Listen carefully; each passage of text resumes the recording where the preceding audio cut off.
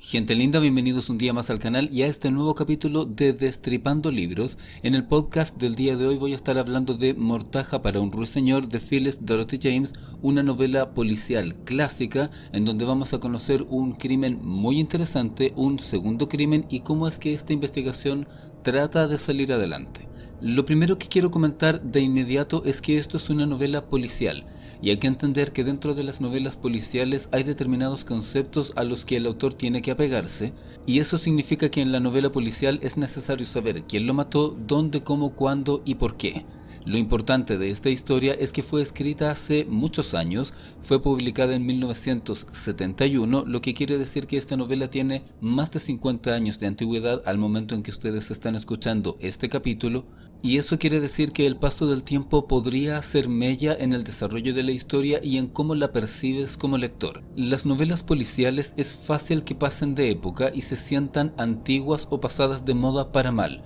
porque al momento de realizar la investigación, los personajes van a utilizar los elementos que existen en el presente del momento en que esa obra se escribió, a menos que se trate de una novela policial de ciencia ficción, y este no es el caso. Cuando estás escribiendo una novela de tipo policial, es importante mantener un esquema específico. No es algo que se me haya ocurrido a mí, sino que lo he investigado, y al instante en que tú estás analizando un tipo de novela de este género, es evidente que eso va a suceder de una manera concreta. Es muy relevante para el autor respetar el esquema que se ha planteado para que al momento de revelar al culpable del asesinato se tenga una secuencia lógica que permita decir, efectivamente, esa persona lo hizo, tuvo un motivo y, lo más importante de todo, pudo hacerlo, tuvo la oportunidad para realizar ese asesinato y además tener la oportunidad de, entre comillas, escapar hasta el momento en que lo descubren. En el caso de una novela policial, para que funcione, no puedes sacar la explicación de la manga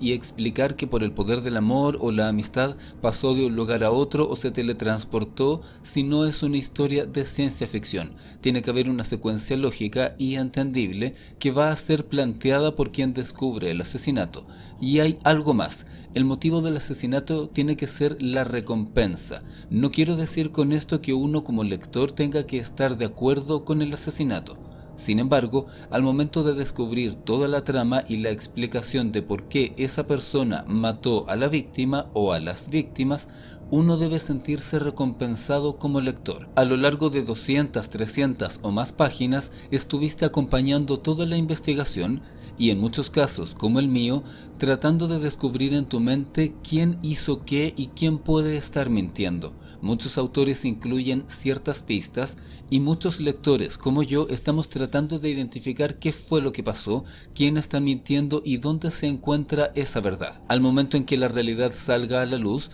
tú debes poder decir en tu mente: esto tiene sentido, el motivo por el cual lo hizo es entendible desde el punto de vista de ese personaje. Independiente de que yo como persona no esté de acuerdo, no voy a empatizar tal vez con los motivos de ese personaje, pero sí puedo comprender la lógica interna, puedo entrar en la psicología de ese personaje, en la circunstancia específica en la que estaba, y al momento en que se revela toda la información, yo puedo tener la sensación positiva porque la investigación tuvo éxito y además pude comprender qué fue lo que hizo que las cosas llegaran hasta ese punto. Una vez que di esta larga explicación sobre cómo es que la novela policial debe plantearse y cómo es que yo como lector la estoy apreciando, voy a ir con los detalles de esta obra, que está instaurada en la clínica Nightingale. Es un lugar en donde se entrenan enfermeras para que puedan posteriormente desarrollar su labor y estar a modo de internado. Ahí se cometió un crimen que en un principio podría parecer un accidente. Las estudiantes están realizando un determinado proceso y una de ellas muere. Llega la policía y durante la investigación de este caso se van a desarrollar una serie de acontecimientos que van a complicar las cosas tanto para la policía como para las personas que están de internos en ese lugar. Sin embargo, algo que ocurre muy habitualmente en las novelas de Phyllis Dorothy James es que para ella como autora es muy importante poder presentar a los personajes que van a aparecer dentro de ese libro, además de los protagónicos, y que nosotros como lectores podamos entender las motivaciones, porque de cierta manera el libro sirve como un espejo de la realidad. Los seres humanos somos imperfectos, tenemos zonas oscuras, pensamos en cosas que no están bien o que no son apropiadas, y hay una línea que puede ser muy delgada que separe al tener un pensamiento asesino de tener una actitud asesina. En una historia como esta vamos a conocer a los personajes y nos vamos a entretener conociendo este micromundo, tratando de descubrir quién miente y quién no, y cuáles son las pequeñas glorias y miserias humanas que hacen que los personajes sean como son. Al mismo tiempo que estás investigando junto con el protagonista, que en este caso es Adam Dalglish, detective principal de las novelas policiales de Phyllis Dorothy James. Lo primero que me llamó la atención de este libro en particular es que la historia no comienza ni con el crimen,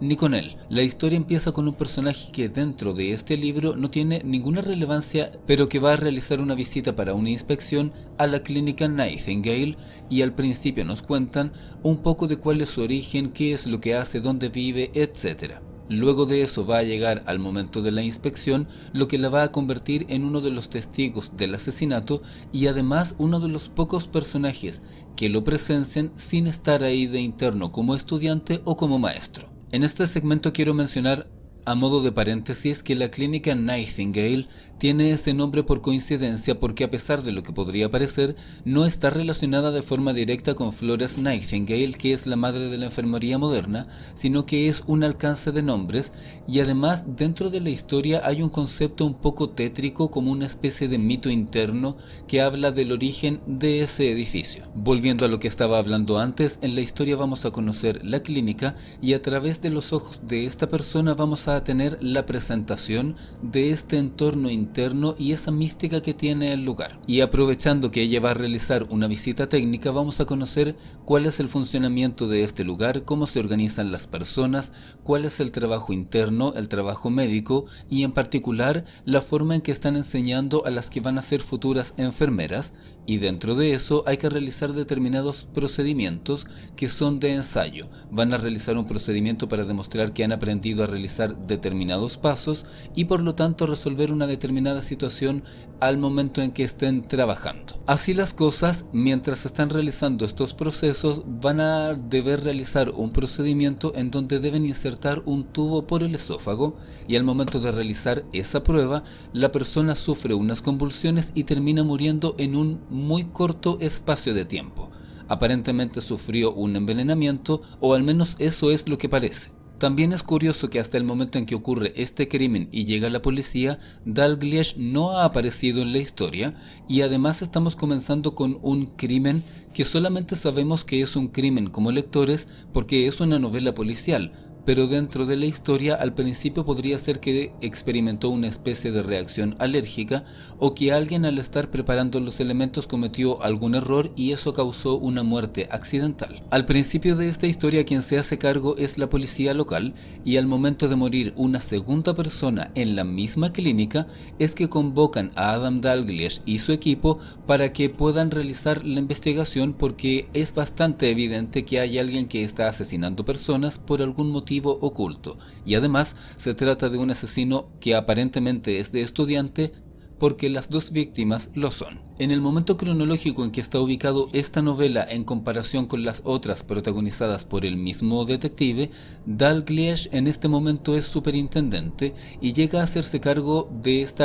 caso en compañía de Masterson, que es un sargento que lo está acompañando en la investigación y se convierte además en su segundo al mando. Ellos tienen una curiosa relación porque en ningún momento parece que tengan realmente una especie de amistad, pero al mismo tiempo hay una suerte de admiración mutua que ninguno de los dos asume, y de cierta manera la existencia de esto sirve como un contrapunto entre un tipo de punto de vista y el otro durante la investigación. Los dos personajes son muy distintos, aunque tienen ciertos elementos en particular, pero a lo que compete a la investigación, Dalglish tiene un elemento técnico que está condimentado con un poco de intuición, mientras que Masterson tiende a guiarse mucho más por las reglas y no tiene este elemento de intuición que Dalglish sí tiene. Como decía antes, cuando se comete el segundo asesinato es que Dalglish va a aparecer en escena y comenzar a investigar qué es lo que sucedió. También tengo que hacer un paréntesis hablando y haciendo una referencia de lo que comenté al principio de este capítulo,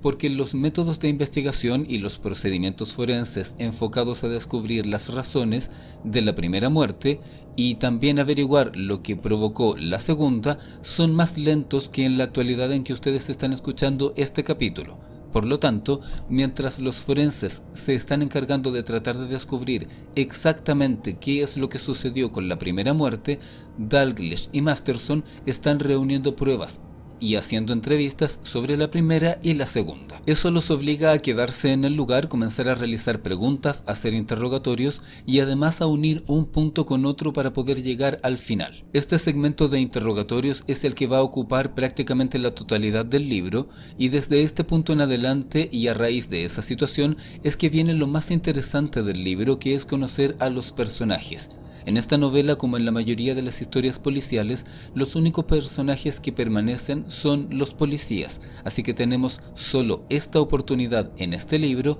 para conocer a los que están dentro de la clínica. Vamos a conocer a las hermanas que están a cargo de instruir a las estudiantes, a las propias estudiantes, a algunos doctores y conocer más sobre sus vidas, y es muy interesante dentro de este tipo de historias cómo se desarrollan los personajes. Ellos no están en una situación normal, están sometidos a estrés, ya sea porque se sienten nerviosos o asustados por las muertes o porque eso provoca que piensen que podrían ser los siguientes. Pero además porque efectivamente podrían estar ocultando algo, y hay algo muy interesante de eso, porque lo que los personajes podrían estar ocultando podría ser algo que no tenga ninguna relación con el crimen, sin embargo sea algo que ellos sí quieran ocultar porque no quieren que las personas en ese micromundo descubran esa información. En el mundo privado de una persona, esta puede tener secretos o tal vez no necesariamente secretos, pero una parte particular de su vida que no quiere que los demás conozcan, ya sea por motivos personales o profesionales, y eso no necesariamente tiene que ver con un crimen, pero eso no cambia que la persona de todas formas quiera ocultarlo para que no lo sepa el resto de la gente. Debido a que las estudiantes están en modalidad de internado, los días de descanso son cada cierto tiempo y el resto del tiempo van a estar ahí día y noche. Se trata de un ambiente muy encerrado en donde los secretos y la privacidad son mucho más relativos. Finalmente siempre terminas por descubrir quién está en contra de quién, qué persona está a favor de otra o quién tiene más o menos amigos, quién tiene algún tipo de relación romántica o sexual con alguien más, y todo esto se va a maximizar al estar en este ambiente encerrado. Como se trata de una novela policial, vamos a estar siguiendo el proceso de la investigación, que en este caso tiene mucho que ver con interrogatorios, preguntas y respuestas, pero además la pluma de la autora debe ser importante porque tiene solamente esta oportunidad en este libro para que los personajes nos generen algo y por lo tanto podamos sentir en nuestro interior que queremos no queremos que sean los culpables de este crimen. Y dentro de la obra no son solo piezas de ajedrez, es importante que entendamos por qué se cometió ese crimen para que independientemente de si estás de acuerdo o no a nivel moral, puedas entender cuáles fueron los motivos prácticos que llevaron a ese personaje a cometer ese crimen dentro de esa situación en particular. Masterson y Dalglish van a realizar rondas de preguntas, interrogatorios, contrastar versiones de unos personajes con otros y empezar a elaborar la tabla de horarios a medida que consiguen acercarse, por una parte, a los baches que ciertas personas no puedan explicar, y por otro, que a medida que las investigaciones del forense se vayan acercando a la hora más aproximada de la muerte, van a tener que realizar nuevas preguntas para poder contrastar unas verdades con otras. Más allá de los personajes que son los investigadores Masterson y Dalglish, los que me parecen más destacables en esta obra son la hermana Taylor, la que es la que dirige la clínica Nightingale, y las tres enfermeras que están al mando, Brunette, Rolf y Hearing. Ellas van a tener todas una posición muy distinta y además se trata de personalidades muy distintas entre ellas. A medida que va avanzando la historia, uno puede sentir hacia unas u otras distintos sentimientos debido a la forma en que reaccionan a los interrogatorios, pero también de acuerdo a la manera en que se expresan con respecto a las estudiantes o sobre hechos de la vida. Pero en lo que tiene que ver con puntos de vista, también hay algo interesante, y es la forma en que el investigador está pensando y reaccionando a los estímulos que tiene a su alrededor. Es cierto que él está realizando una investigación y que en teoría debe mantenerse en un lugar frío y central, pero eso no cambia que de todas formas es un ser humano y se impresiona de una forma o de otra dependiendo de cuáles sean las actitudes de aquellos con los que está interactuando. Tenemos un personaje que está haciendo lo posible por mantenerse sentimentalmente al margen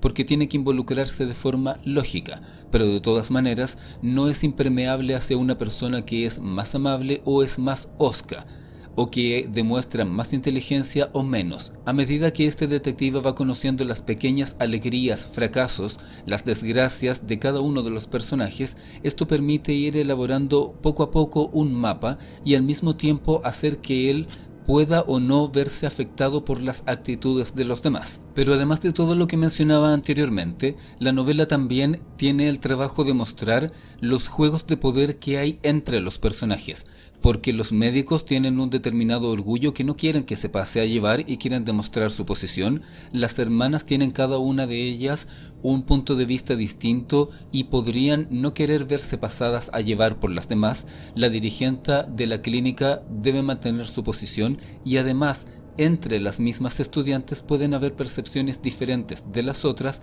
ya sea por su origen o por las características de su personalidad. Con respecto al resto, entre comillas, del desarrollo del libro, en este Destripando no voy a comentar más porque lo interesante de eso es precisamente leerlo. Podría estar durante días hablando de qué le dijo este personaje a este otro, qué investigación hizo, para dónde fue. Sin embargo, es lo más entretenido del libro y sin embargo no es la mejor parte. Para mí la mejor parte es lo que yo definiría con un término que acabo de inventar, que es el prefinal y luego el final. A mi juicio es la mejor parte de esta novela, porque al momento de descubrir quién cometió realmente el crimen, resulta ser que es demasiado tarde porque esa persona muere, lo que quiere decir que a lo largo de la historia tenemos un tercer crimen. Pero una pregunta evidente: si esa persona mató a las otras dos y ahora es víctima de un asesinato, no puede haberse matado a sí misma, porque esa muerte no es un suicidio, lo que significa que toda la investigación que tuvimos hasta el final le falta una parte y todavía es necesario descubrir quién es realmente el culpable de ese crimen y también dilucidar si es que es posible que una persona haya cometido un crimen a través de alguien más. Y por lo tanto nos preguntamos, ¿sería posible que alguien matara no por accidente, sino ser una especie de autor no intelectual? ¿Es posible que alguien se haya dejado manipular por otra persona, cometiendo un crimen no por maldad, sino siguiendo los mandatos de otra persona? ¿Quién tendría el poder para controlar a alguien a ese nivel y la persona que fue controlada lo hizo voluntariamente, no se dio cuenta, o se trata de alguien que tal vez tenía alguna carencia que fue suplida por esa otra persona? Sobre el final, lo que se toma el protagonismo no es la lucha entre la verdad y la mentira, sino los valores éticos de los personajes dentro del libro. Hay un conflicto moral que es muy interesante, porque una vez que se termina de descubrir todo y las distintas situaciones que habían quedado colgando hacen sentido, Dalglish se termina enfrentando a un conflicto moral, y en ese momento es importante preguntarse si es justificable cometer un crimen en ciertas circunstancias específicas. Para los efectos de este Destripando no es importante que les diga quién cometió el crimen, pero sí es importante que les diga que esa persona cometió el crimen porque estaba tratando de preservar el objetivo inicial de la clínica, que es poder crear a personas que tengan la instrucción necesaria para cumplir la labor de estar trabajando en pro de la medicina y salvar vidas. En mi visión personal del asunto, no es válido haber hecho esto, porque en resumidas cuentas, la persona que hizo todo esto y que es la culpable, traicionó los principios por los que supuestamente hizo que todo esto tuviera lugar. Si tú cometes un asesinato pensando en tu mente que lo estás haciendo para defender algo, Es decir, asesinar a una persona porque esa persona se convierte en un peligro y tú crees que estás protegiendo a alguien o pretendiendo proteger un concepto o un ideal, desde tu punto de vista en tu mente estás haciendo algo bueno. Tal vez no bueno para ti porque sabes que estás cometiendo un crimen, pero podrías interpretarlo como que estás asesinando por un bien mayor, sacrificar a uno para proteger a muchos más. Desde mi punto de vista, al momento de cometer esos crímenes, la razón que los motiva hace que sea inválida por sí misma. Porque si tú en tu mente tienes el objetivo de salvar vidas, acabar con una, dos o tres vidas no tiene lógica en el sentido de salvar vidas. ¿Puede considerarse que es un punto de vista absolutista? Sí. Pero si nos dejamos llevar por la otra opción, entonces la pregunta sería, ¿cuál es el nivel de vidas sacrificables para un determinado fin? Y es algo que las guerras en nuestro mundo han planteado numerosas veces. Y lo interesante en este segmento es que cuando la investigación, entre comillas, termina, la persona que cometió el crimen sí se habría salvado de enfrentar a la justicia y todo quedaría en manos de esa persona que terminó siendo el tercer muerto en esta historia. Y Dalglish consigue encontrar esa verdad, enfrenta a esa persona y termina descubriendo qué es lo que ocurrió. Algo que me llamó la atención de esto es que en vez de tener el clásico cliché en donde el malo se está vanagloriando de lo que hizo y se le va la lengua, en este caso la persona culpable es muy inteligente, es una persona fría que sabe lo que está haciendo, sabe lo que hizo y en vez de tener un gran alarde de un triunfo, lo que hace es exponer la situación y decirle a Dalglish, yo hice esto por esta razón que desde mi punto de vista es un objetivo justificable. Y durante esa conversación hay un debate moral en donde Dalglish se está preguntando internamente si es que de verdad tiene la posibilidad de dejar las cosas así, de decirse en su mente, ya no puedo revivir a esas tres personas que murieron, y una vez que se realizó esto, en teoría ya no se van a cometer más crímenes, tal vez podría hacerle caso a la culpable y dejar que las cosas continúen su curso. Pero si él lo hace, él se va a estar traicionando a sí mismo, porque desde su punto de vista, él como investigador debe resolver el crimen y entregar a los culpables a la justicia. Y este caso en particular no es una situación en donde alguien mató en un punto in extremis de la vida, sino que fue algo premeditado para poder evitar que la clínica como concepto fuera perjudicada. En esta novela, Phyllis Dorothy James presenta un conflicto y construye una atmósfera a través no solamente de la ambientación, sino que también de las historias de los personajes secundarios, hace que brillen dentro de esta obra tanto para bien como para mal,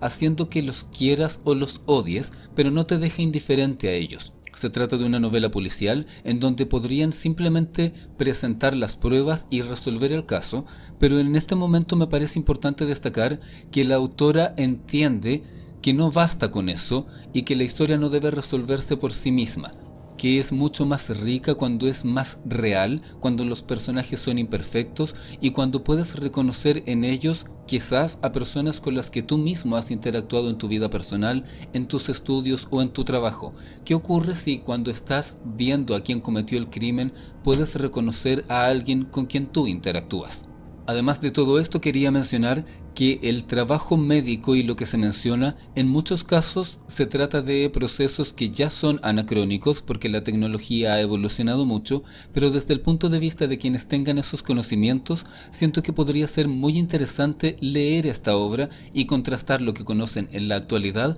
con cómo se realizaban las investigaciones científicas o los procesos médicos en aquellos tiempos. Es algo sobre lo que no puedo opinar porque yo no tengo estudios médicos, pero pienso que sería muy interesante porque la autora estudió al respecto y lo que se menciona es apropiado para lo que se hacía en aquellos años. Se trata de una novela que logró capturar mucho mi atención y, como dije antes, el final es lo que más me llamó la atención e hizo que la destaque en este Destripando Libros. Voy a dejar el capítulo de hoy hasta aquí. Coméntame si es que has leído otras novelas de Phyllis Dorothy James, si es que leíste este libro, qué opinas sobre el género policial y nos encontramos muy pronto en un nuevo capítulo.